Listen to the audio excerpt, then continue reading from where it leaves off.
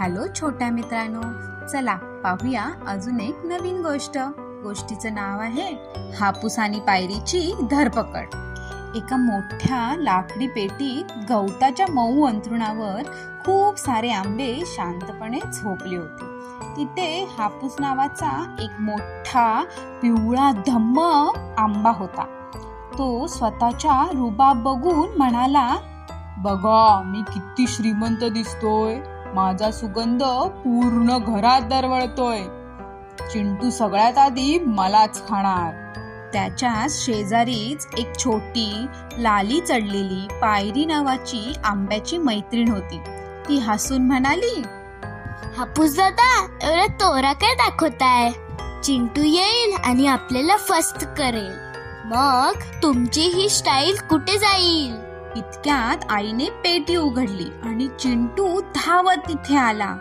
आई, किती छान आंबे आणलेत, चिंटू ओरडला. हापूसने आपला श्वास रोखून धरला आणि छाती फुगवून बसला, जेणेकरून तो अजून मोठा दिसेल. पण चिंटूचा हात पायरीकडे वळाला. पण पायरीला अचानक मस्ती सुचली. जसा चिंटू तिला पकडणार तशी ती पेटीतून निसटली आणि जमिनीवर टपटप उड्या मारून पळू लागली. अरे, आंबा पळतोय, चिंटू चकित झाला. पायरी पळत पळत किचनच्या ओट्याखाली गेली. तिथून सोफ्याखाली शिरली. चिंटू तिच्या मागे मागे पळतोय. हे बघून हापूसला राहावे ना, तोही पेटीतून बाहेर पडला आणि लोळत लोळत पायरीच्या मागे गेला. पायरी, थांब, मला सोडून जाऊ नकोस. मला एकट्याला चिंटू खाऊन टाकेल, हापूस ओरडला.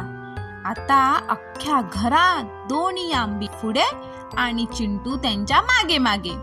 असा मँगो रेस सुरूच झाला. आंबे कधी फ्रीजच्या खाली, कधी सोफ्याच्या खाली, तर कधी बेड खाली लपत होते. चिंटू दमला आणि हसायला लागला. आई, हे आंबे बघ ना, माझ्याशी पकडापकडी खेळतायत.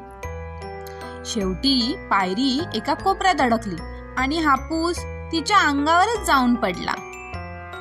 चिंटूने त्या दोघांनाही अलगद उचलले. हापूसला वाटलं आता आपला शेवट आलाच. पण चिंटूने काय केले माहितीये का? त्याने दोन्ही आंबे थंडगार पाण्यात ठेवले आणि आईला म्हणाला, आई, हे आंबे खूप खेळलेत, त्यांना आधी थंड पाण्यात थंड होऊ देत, मग आपण त्याचा आमरस बनवूया. मग पाण्यात पोहताना हापूस पायरीला म्हणाला, पायरी, पळताना खूप मज्जा आली हं, पण राजा असलो तरी थंडावा सगळ्यांनाच लागतो. त्यानंतर दोघेही पाण्यात आनंदाने डुबू लागले. तुम्हाला जर आपलं चॅनल आवडलं असेल, प्लीज लाईक करा, शेअर करा आणि सबस्क्राईब करा.